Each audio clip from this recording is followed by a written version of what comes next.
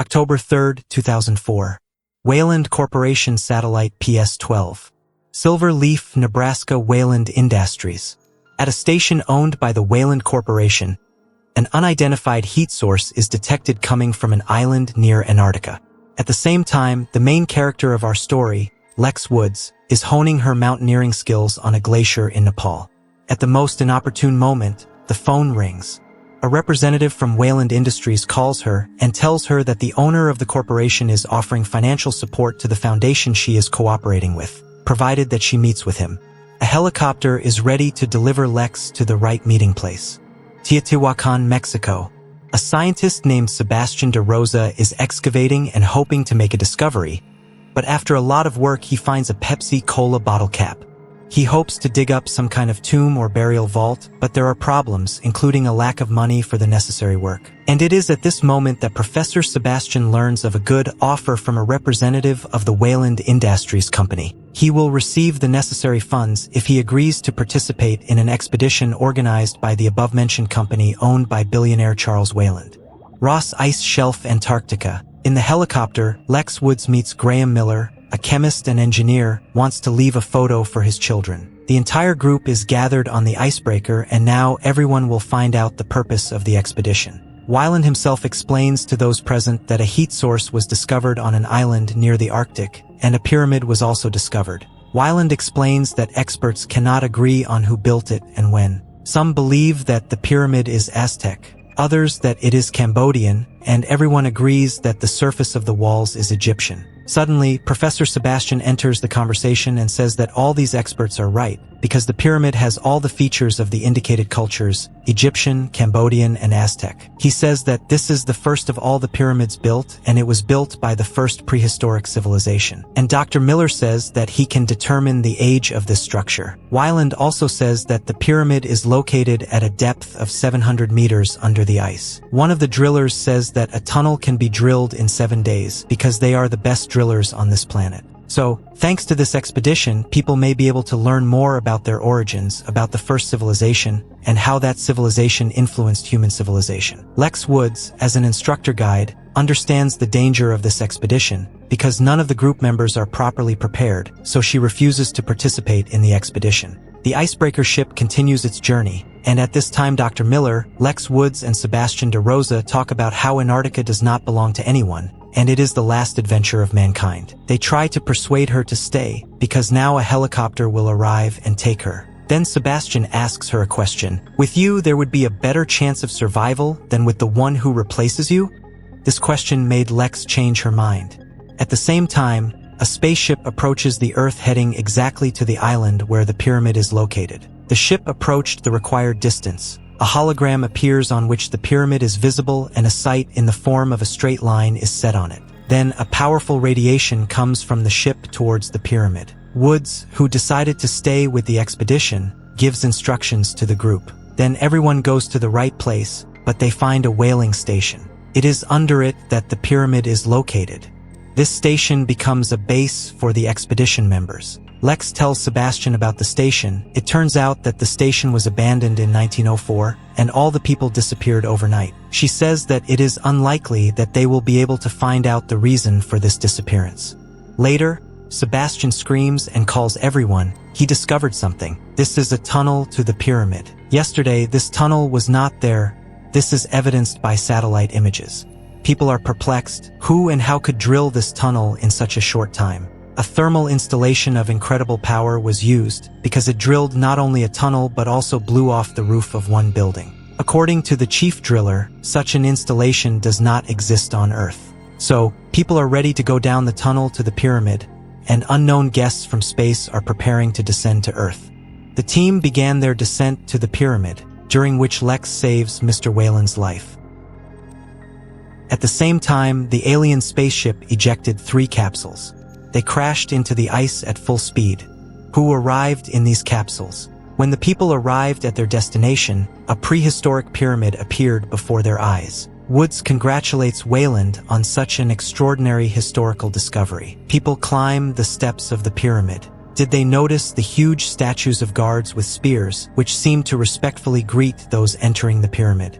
On the walls inside the pyramid, one could see an image of strange creatures fighting each other. Moving forward, someone from the group stepped on one floor plate, activating a certain mechanism that began to raise a certain creature. Since this room is warm, the frozen creature begins to come to its senses. This is the xenomorph queen. At the same time, one scientist from the group is trying to read the ancient text written on the wall. But he makes mistakes and Professor Sebastian helps him. And the inscription says, "Only the chosen ones can enter." At the same time, hunters from space begin to kill people one by one on the station.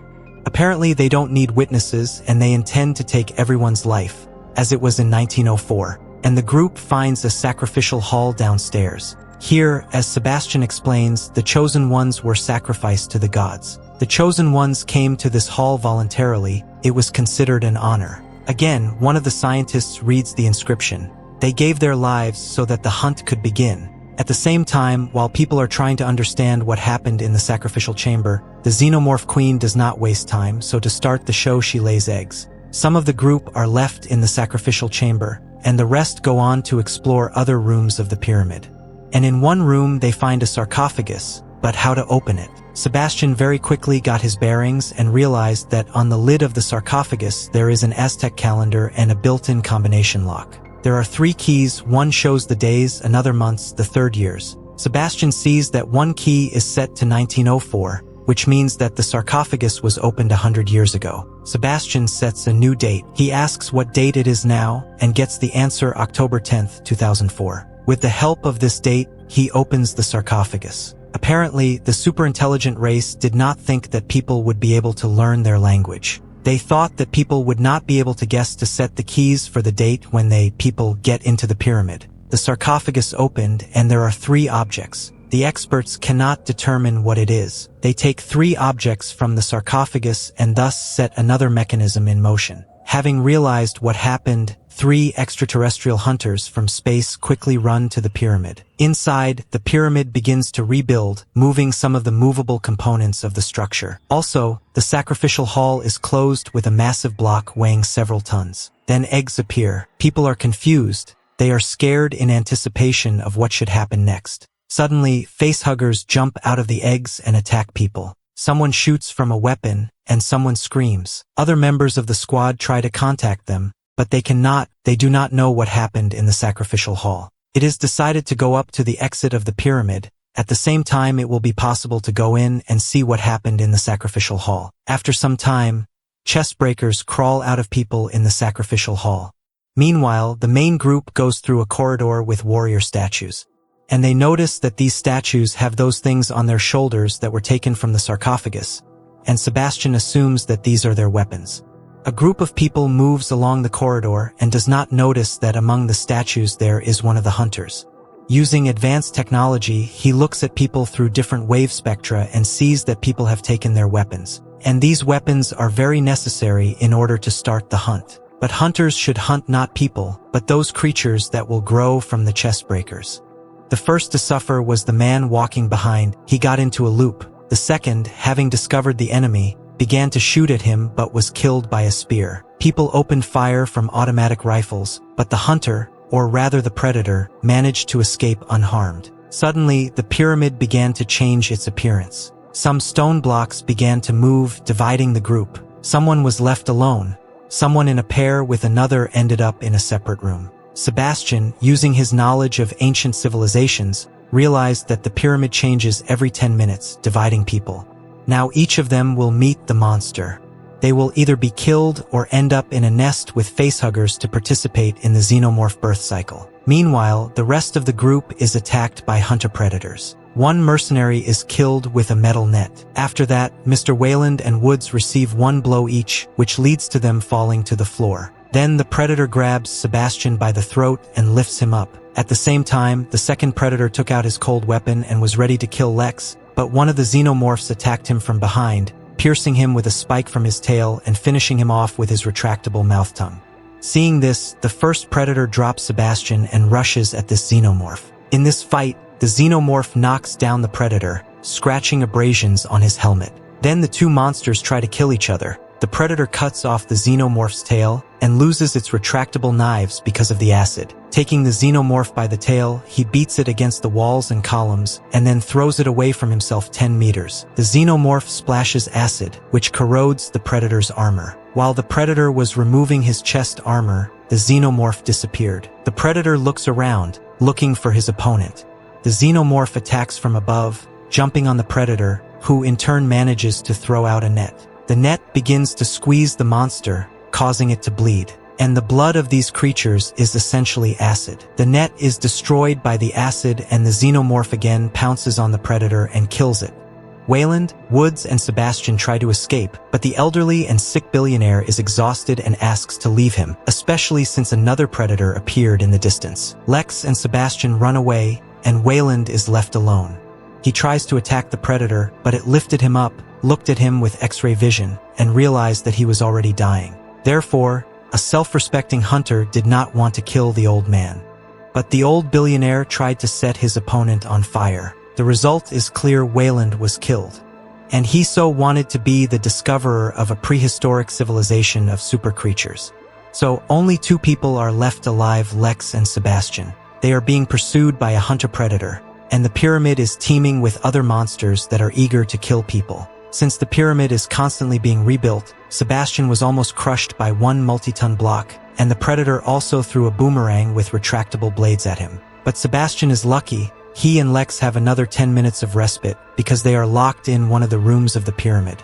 At this time, the predator shows himself to be a more skilled hunter than his killed comrades. He deftly kills a facehugger with a boomerang, and also, showing special flair, kills a xenomorph with one movement, despite the fact that it approached the hunter very quietly and unnoticed. Then Lex and Sebastian watch a ritual. The hunter-predator draws a sign on his helmet and on his forehead. This is a rite of passage. This young hunter is now a recognized warrior in predator society. But during this ritual, a facehugger appears from above and leaps upon the hunter-predator. At the same time, Sebastian managed to read some more inscriptions on the walls and ceiling, which tell the following story. Many thousands of years ago, hunters discovered a quiet, peaceful planet. They taught people the art of construction, and for people they were like gods and they worshipped them. Every 100 years, these gods returned, and when this happened, they demanded sacrifices from people. They used people to bring forth their main prey, giant reptiles. Hunters fought with them to prove their right to be called warriors. And if the hunters could not cope with the giant reptiles, they destroyed them, and in doing so, an entire civilization perished. Therefore, things are not very cheerful. People are cattle for these gods, and they easily waste them for the sake of their entertainment. Well, if the gods screw up, then the apocalypse comes to all living things on the planet. Therefore, Sebastian learned not the glorious story of the emergence of people and the primary civilization, but the bitter truth. The truth that humans are a breeding ground for reptiles that lay their eggs inside the human body to be born. And soon these creatures kill the human when they crawl out. And some more members of the expedition must take part in this cycle of life and death. Here he is, Dr. Miller, attached to the wall with some nasty slime and awaiting his fate. He will try to pull out a gun and try to shoot. But alas, there are too many of these eggs there. And the poor doctor will no longer be able to see his sons Jacob and Scotty. At this time, Lex makes an amazing decision. They need to give the hunter-predator his weapon. She even argues with Sebastian, who is seriously stupid. It should be clear that if the arriving hunter does not kill all the ugly reptiles, then earthly civilization will end. This god will arrange Armageddon on planet Earth. My god. Sebastian finally understood everything and even quotes a proverb, presumably Arabic. The enemy of my enemy is my friend. What a great scientist he is. So they go to look for a friend that is a hunter-predator. But the first to meet them is the most vicious enemy. They immediately turn around and try to escape. Lex almost dies, but Sebastian helps her and saves her life, although he will not be able to save his life. After all, a vile xenomorph sneaks up from behind and grabs Sebastian. Lex is left completely alone. She carefully walks along the corridors of the pyramid, suddenly stops because she realizes that someone is standing behind her. It is a hunter, and he was about to kill Lex, but she gives him his weapon. Suddenly, a xenomorph attacks the predator from behind. The hunter drops his spear, but throws the reptile aside. The reptile rushes at Lex, but luckily, the predator's spear lies next to her. She grabs it and pierces the reptile to death. The hunter-predator has already attached a plasma gun and successfully finished off several xenomorphs. Suddenly, all the reptiles left the battlefield, called to her by the Queen Mother. Now the predator makes a weapon for Lex, taking from the killed xenomorph a tail spike and a shell from the head. He makes a spear and a shield. Now 2 warrior hunters go to kill the vile reptiles. At this time, the xenomorph reptiles free their mother with the help of acid, which easily destroys metal chains. The hunters, a human and a predator, find a nest with eggs. Dr. Miller is already dead, and Sebastian is still alive. He begs Alexa to shoot him, since he is already infected with a xenomorph larva. She, with great difficulty, still shoots him and kills him. A few seconds later, a chestburster jumps out of Sebastian's chest, but a predator catches it and kills it by breaking its neck. Then the hunter sets a timer on the bomb to blow up the pyramid along with the vile reptiles. They run to the exit, but xenomorphs appear, one of which attacks the predator, wounding it. Alexa shoots the reptile and kills it. Then they cling to the lift and quickly rise up, while behind them, fire destroys the xenomorphs. As a result of the explosion, the entire whaling station was buried underground. Now that all the dangers seem to be behind us, the hunter god takes off his helmet. And before Alexa appears a humanoid whose face is a genetic mixture of a human, a beetle, and possibly a reptile. Now the time has come for the initiation ritual that Lex must go through. After all, she has already killed 2 xenomorph reptiles. The hunter-predator draws a mark on Lex's cheek, the same mark he has on his forehead and on his helmet. He nods his head in respect and acceptance into his clan. This idyllic ceremony is interrupted by the xenomorph queen. To the surprise of the predator, she managed to survive. Interesting fact, predators are able to express emotions, and this was visible on the predator's face. He tries to kill her using the remaining bladed weapon, but the queen knocks him down with her huge tail. And now the predator is lying down, and the huge reptile is ready to pierce him with its tail as Lex enters the battle. She plunges a spear into the reptile's neck, and the xenomorph queen throws Lex several meters away. Then Lex tries to escape from the huge monster, which is about to grab her. Lex manages to run to a large tank and hide under it. But the huge monster is trying to get to her. Just at this moment, a hunter-predator appears, who very effectively plunges his spear into the queen's head. But this tenacious creature is still on its feet. Then Lex grabs the chain to which the reptile is chained and tries to attach it to a water tank, which is about to fall into the water. The predator, realizing Lex's plan, helps her, but distracted, he did not notice how the large reptile pierced him with its tail. Having brought the predator to her head, she was ready to use her retractable mouth crowbar. But Lex did not stand idly by. She made the tank move and fall into the waters of the ocean, thus dragging the evil xenomorph queen with it. It's all over. This monster will most likely drown or freeze in the depths of the ocean. Lex approaches the dying hunter. She can no longer help him. She also does not notice that the tribesmen of the deceased are standing a few meters away from her. Then she sees a huge spaceship. The gods have flown to Earth to take the deceased. Lex is honored to see all this, because now she is one of them. She is worthy of bearing the name of a warrior. The elderly warrior, looking at her, sees a sign of initiation on her face. At this time, other predator warriors take their fellow tribesmen, and the old warrior, as a sign of respect, gives Lex a telescopic spear. After this, the ship of predators quietly leaves the Earth. Of the entire team, only Lex survived and became a predator warrior because only she was prepared for the tests, although was it possible to be prepared for such things? In addition, in 100 years, the predators will no longer fly to this island to initiate new warriors, because the pyramid has already been destroyed. Although, maybe there are such pyramids in other places on our planet, and in the meantime, in one of the rooms of the Predator spaceship, new life should appear. It is a life designed to take the lives of other beings.